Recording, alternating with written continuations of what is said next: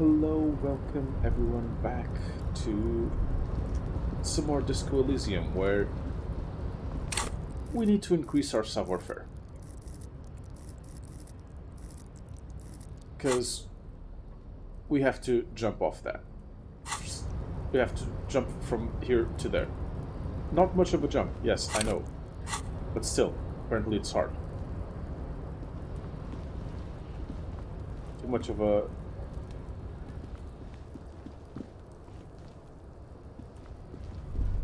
Okay. I forgot what I was going to say. Too much of a wuss, that's it.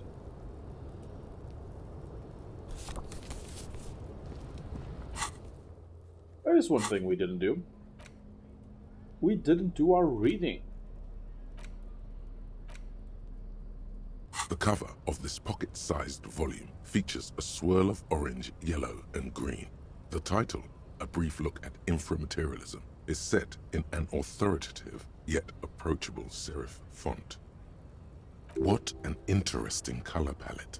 It's vibrant, yet somehow leaves you ever so slightly nauseated. On the inside jacket flap, you find a brief summary. What is inframaterialism? A highly theoretical branch of Masovian communism, a collection of mystical ramblings by a discredited revolutionary, or possibly both?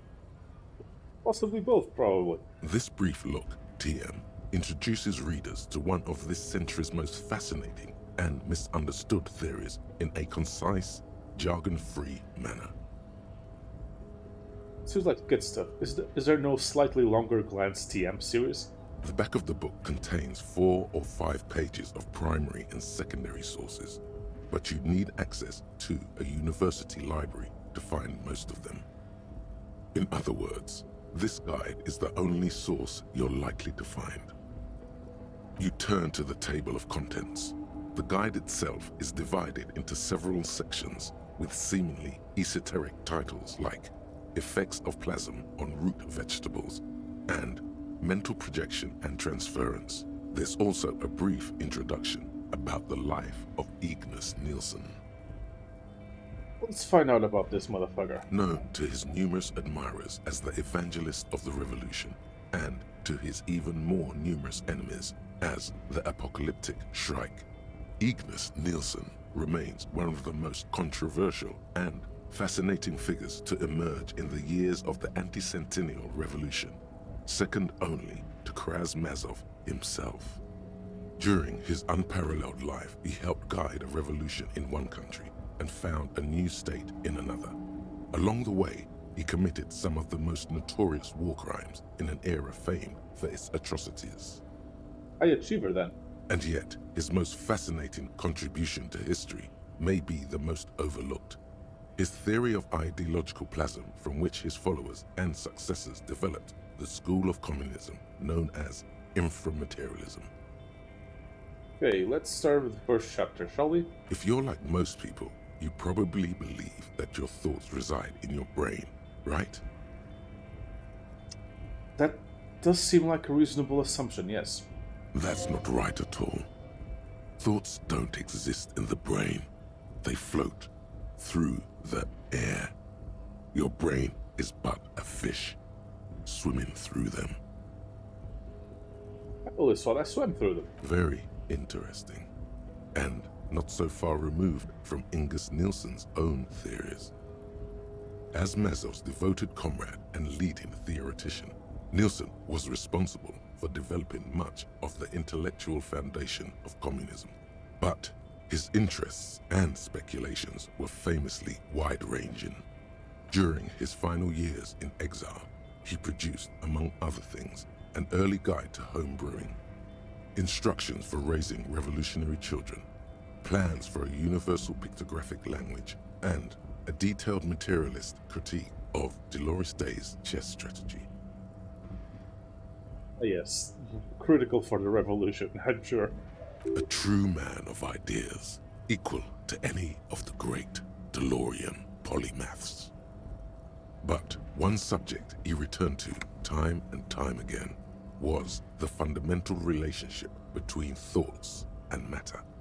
We may yet discover He wrote in his notebooks that under certain exceptional circumstances, the proletariat's embrace of historical materialism may be so fervent that their beliefs take form in the world of matter as a kind of revolutionary plasm. Whoa. Whoa is right. What's more, Nielsen speculated that this plasm, when it becomes powerful enough, might begin to influence the material reality surrounding it.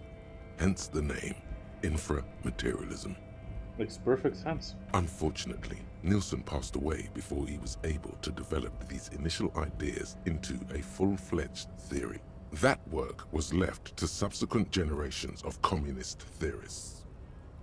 Building on Nielsen's basic insight, these theorists reached a startling conclusion that a sufficiently revolutionary state might begin to exhibit certain extra-physical effects based on the amount of plasm generated by its citizens.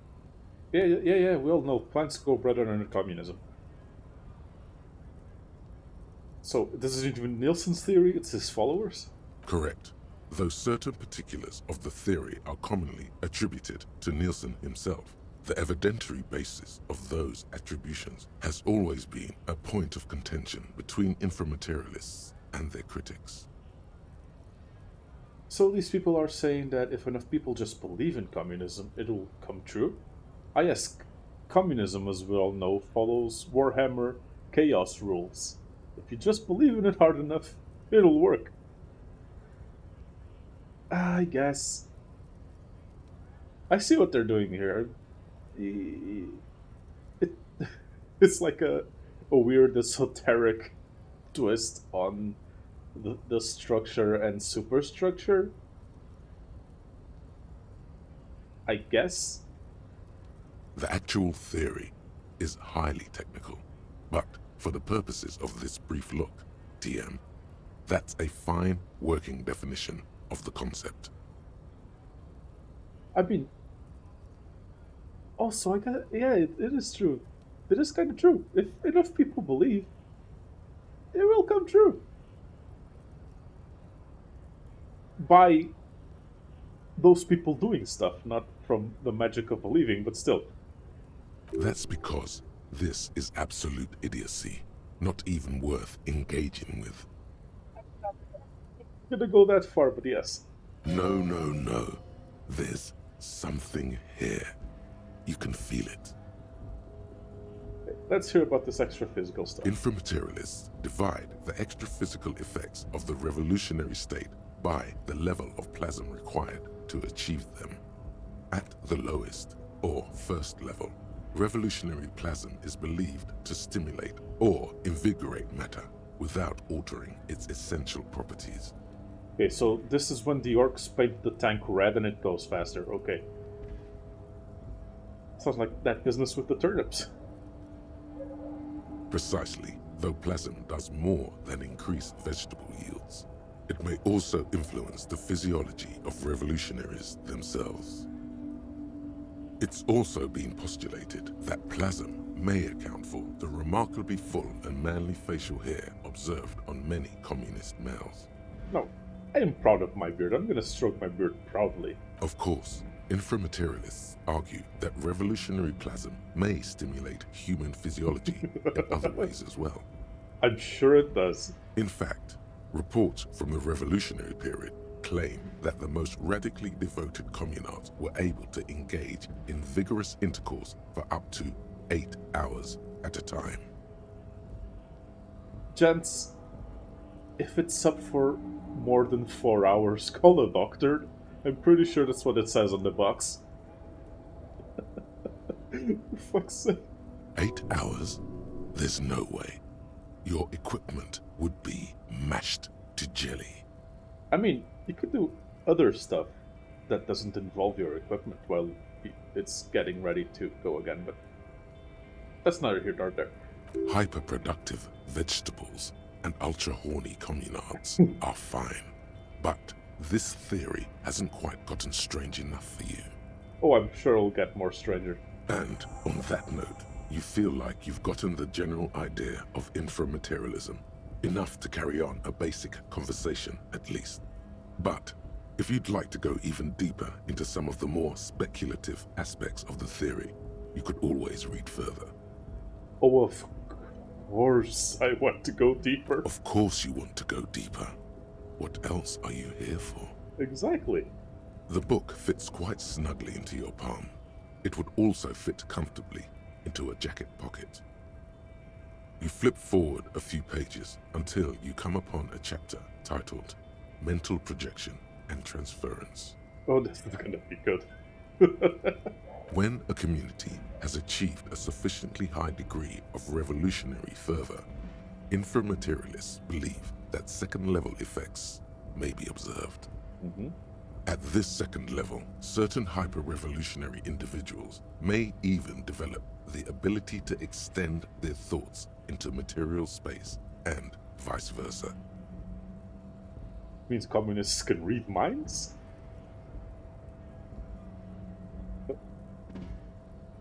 According to inframaterialist theory, yes. Under suitably revolutionary conditions, that is. Yeah, this is when the Orcs start building a spaceship out of scrap metal. And because it works because they all believe it does. Of course, one doesn't need to be a communist to be attuned to the thoughts of your brothers and sisters. It's become something of a folk legend that during their final meeting, Nielsen and Mazov didn't speak a single word, preferring to sit in silence with their chamomile tea, reading one another's thoughts. That's probably not what happened. One of the minor tragedies of the late revolutionary period is that few reliable accounts survive.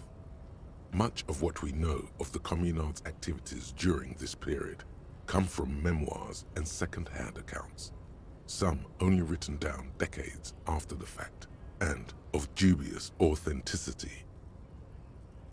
Hey, can you say we share a pretty special connection, right? I suppose we do work quite well together. The same wavelength. That's why we're always finishing each Your other's words hang in the air as cigarettes. the lieutenant scribbles something in his notebook. At some point, he realizes you're waiting for him and looks up with a tightly knit brow. sentences. The lieutenant looks at you evenly for a moment, then returns to his notebook without a word. Kim, you left me hanging there. It hurt my feelings. Did I? My bad, detective. Won't happen again. It hurt my feelings, Kim. As we were saying, it's generally believed that these effects are only exhibited by certain hyper-revolutionary individuals, generally less than 0.01% of the revolutionary population. And why do these effects only work for hyper-revolutionary communists? Because plasm has never been directly observed, the exact mechanism behind these effects remains entirely speculative. Of course. In other words, there's no evidence that any of this mind-reading stuff is real. I mean, what do you mean by evidence, really? Why are you getting hung up on mechanisms? Open your mind's aperture just a little wider. You're so close to true understanding. Yeah, an open mind's always good, but if you open your mind too much, your brain might fall off. If there's no evidence plasma exists, how can the theory be true? Most inframaterialists would argue that the inability of skeptics to detect plasm is simply evidence of their own insufficient revolutionary enthusiasm. Of course. There you have it, a perfectly unfalsifiable loop. The theory is impossible to disprove on its own grounds, meaning it's hardly a theory at all. This should be more than enough for a stimulating discussion. That said, if you're still yearning for more, Oh, am I? you must. Everyone knows books save their best parts for the end. Let's see how weird this gets. You breeze through the next several sections until you arrive at the final chapter, titled A Communism Above Reality. When a society's revolutionary fervor reaches the third and highest level, inframaterialist theoreticians have postulated that the laws of physics cease to be laws. Yeah, this is when the Orc spaceship no longer no longer just works. It actually warp travels into the immaterial, and the demons don't destroy it because the orcs believe it won't. That's what it is, right? More like suggestions, according to some of the SRV's leading inframaterialists. Of course, it's impossible to say what exactly happens under these conditions. No known society has ever achieved the levels of revolutionary enthusiasm the theory seems to require. Some inframaterialists have even argued that it might require more plasm than humanity alone may be capable of producing. They're non-human sources of plasm. In the SRV, there have been attempts to organize certain species of aquatic mammals, as well as a few of the higher corvids. Yes.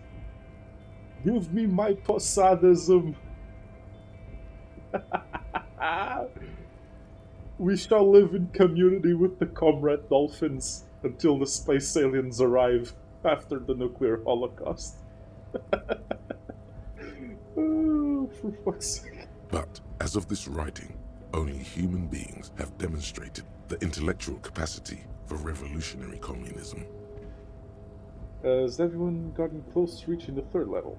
There are numerous stories from Samara involving bandits or fascist mercenaries being levitated by farmers from the most ideologically advanced communes. Of course, few of these incidents have ever been rigorously investigated or substantiated. God, I wish I could throw fascists in the air with my mind. That would be so cool. The form of these stories also recalls several well-known Samoran folk tales. In particular, the one commonly known as Clever Oleg and the Flying Magistrate. Among known attempts to channel third-level capabilities, the most well-documented is the curious case of Coalition warship Debutante. What happened to the Coalition warship Debutante? It concerns an interesting series of events that took place during the invasion of Revachol. As Coalition forces made landfall, a cadre of Nielsen's most fervent acolytes attempted to compress a Coalition aerostatic with their collective will. According to Communard law, these acolytes positioned themselves at the top of a redoubt just over the bay of Revachol. From that vantage, they proceeded to visualize pinching Coalition warship Debutante between their fingers, a gesture believed to assist in the extra-physical materialization of their thoughts.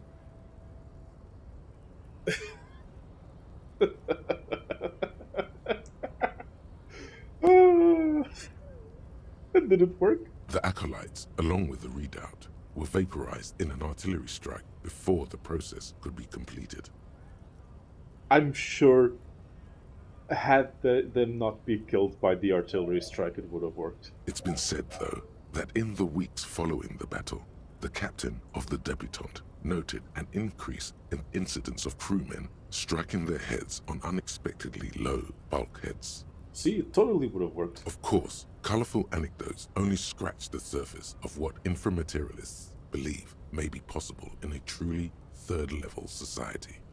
And what would a third-level society even look like? Some have theorized that such a society would be fundamentally unrecognizable, lacking many of the institutions we typically take for granted in advanced societies, including organized governments, financial institutions, and law enforcement.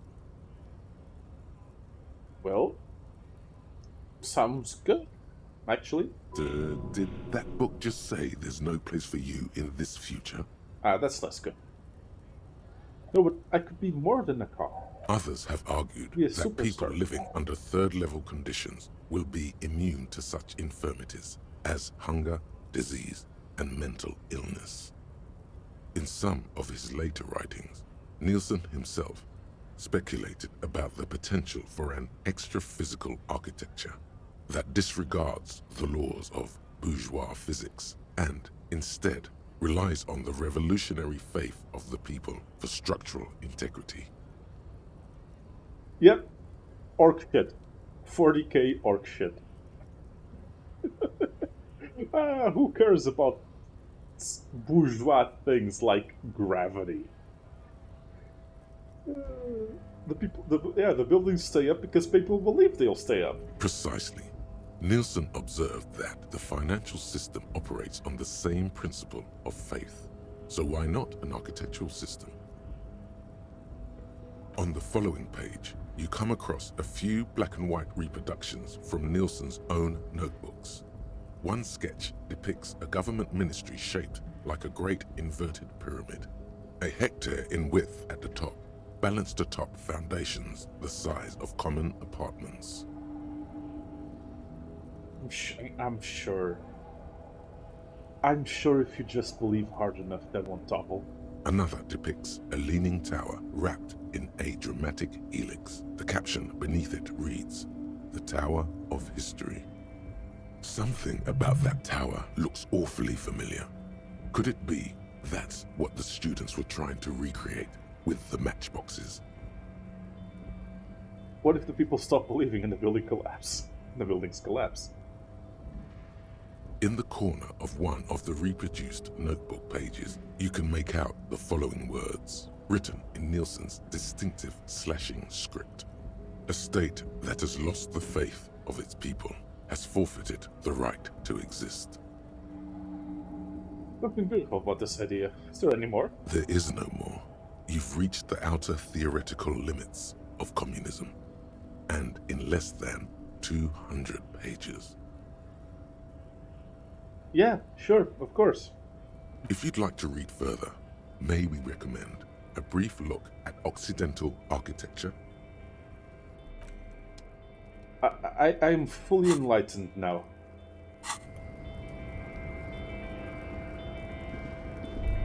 I'm fully enlightened and ready to build communism.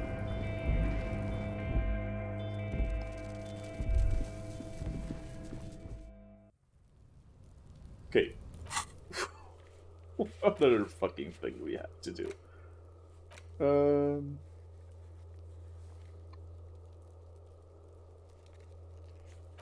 Yeah. Convince Suna to help the Ravers. How do I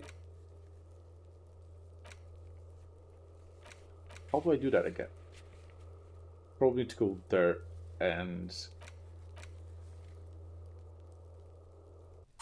Okay, we should have the info on the armor already. Last time I tried to call, and we didn't get anything. Although we already know who the guy was, so... Inside, you see a set of steering levers, a radio microphone, a pull-out toolbox, and... This is Precinct 57. How may I assist you? Haven't heard back about the serial number? Yes. The armor was produced by Fairweather in their facilities in Betancourt, sur la Clé in 42.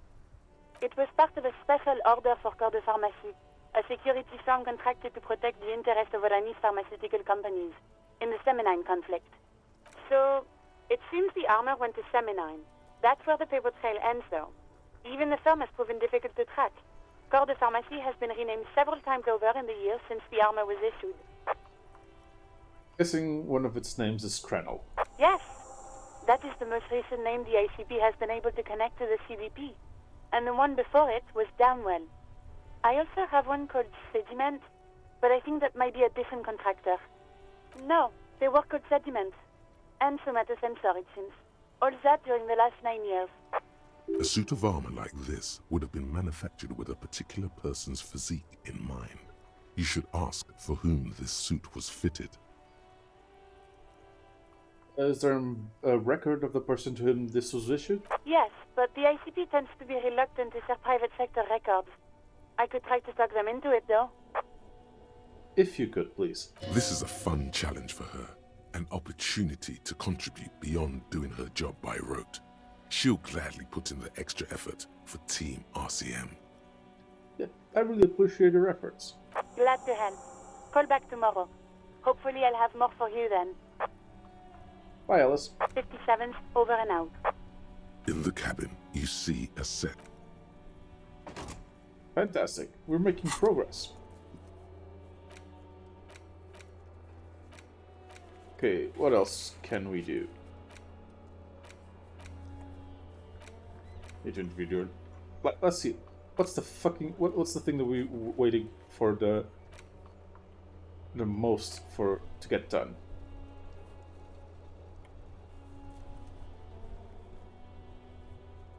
I need to find a metal sphere. Secret passage in the Rolling in Rags. What secret passage? Let's start actually completing quests instead of just faffing around, shall we?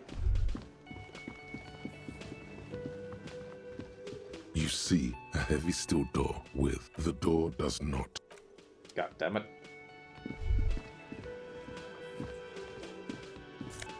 Money! Don't tell God.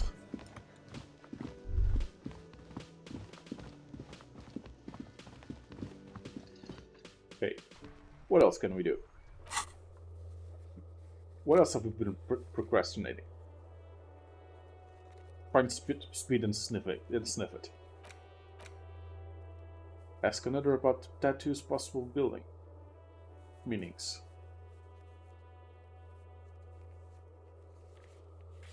Okay, who could possibly have any knowledge about that? See if the other cops have any insight. Again? I can't believe this. Fuck you. Yes? What is it? You have blue uniforms minus black. What does this mean? It means I'm a patrol officer, sir. Ooh, so I'm fancy. But I have a green uniform. I have a green jacket. Huh. No idea. Did you hear that? Did you hear me sing? Did you like it? That was pretty good, Harry. Wasn't it, Jean? That was... Yeah, that was absolute shit, if you want my opinion. Drunken shit. Haven't wanted anything to end this badly since I had cluster headaches. Horrible. Truly horrible. I beg of you, don't ever subject anyone to this torture again. I mean, seriously, you need to... Oh, so you want me to sing again? Sure, just for you. Jean, it's not right. Don't make it worse. And I really liked it. Thank you. She actually did. Okay, goodbye. Nothing to talk about. I've got nothing to say to... I thought I already did confront the It's hard you voice. again. What is it?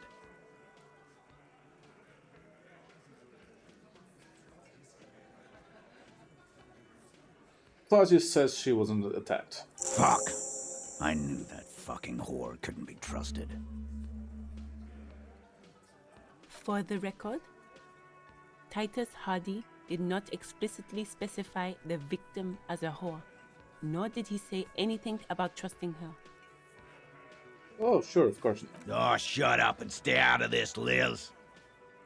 He raped her. He was out of his fucking mind. You have no idea. That's not what she said. She's just in denial, asshole. You don't understand the traumatic experience. She's shutting down, and she doesn't fucking trust you. Yeah, she's crazy, you know. A crazy bitch. You know the type. She's fucked up. Sure. This is a diversion. Stay on track. Get the bullshit. She told me the truth. Lawman, I'm at the end of my goddamn rope with you. I fucking told you not to push her. And you went and pushed her. I am gonna fucking... Gonna fucking do what, mate? Hit you. Duck. Titus Hardy! Success. Titus backs off. Fists down, everybody. Everett personally sent me to take care of this. If this goes south, we'll all be in the shit. But you, Titus Hardy, are going to be buried. Am I understood? So you're sent by Claire himself.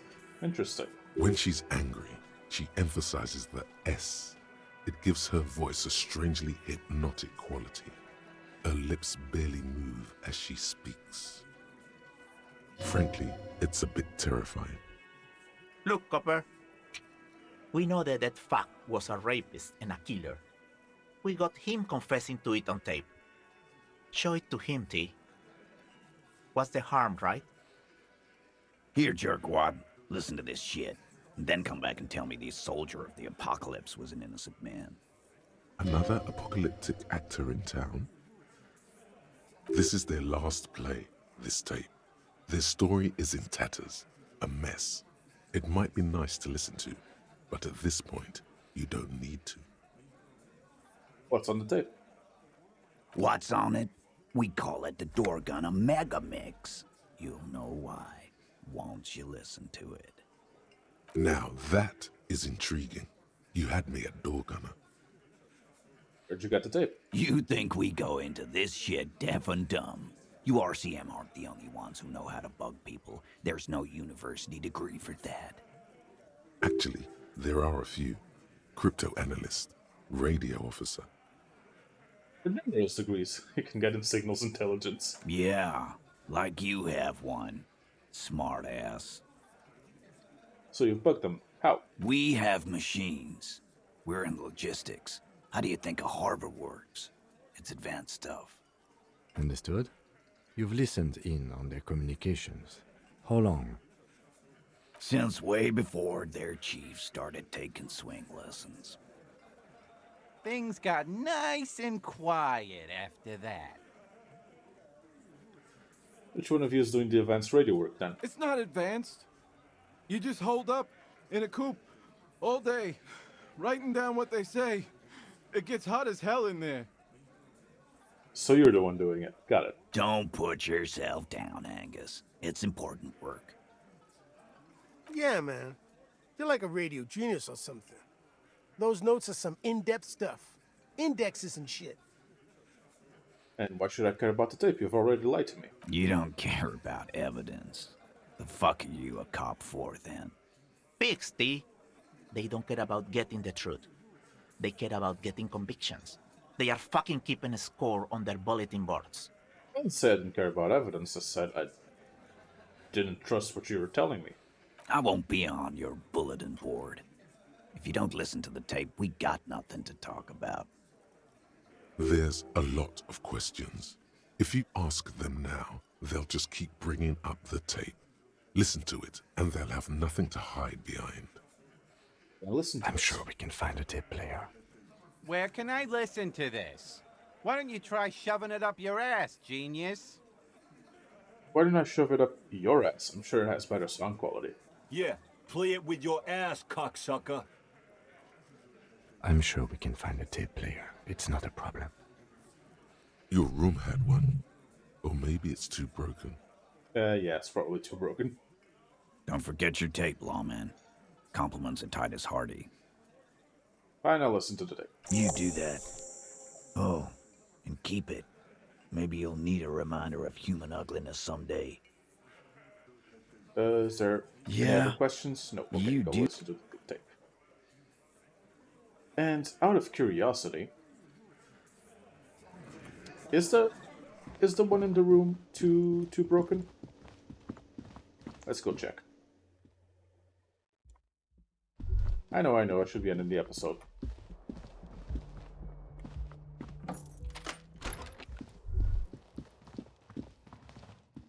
Yeah, it's definitely too broken.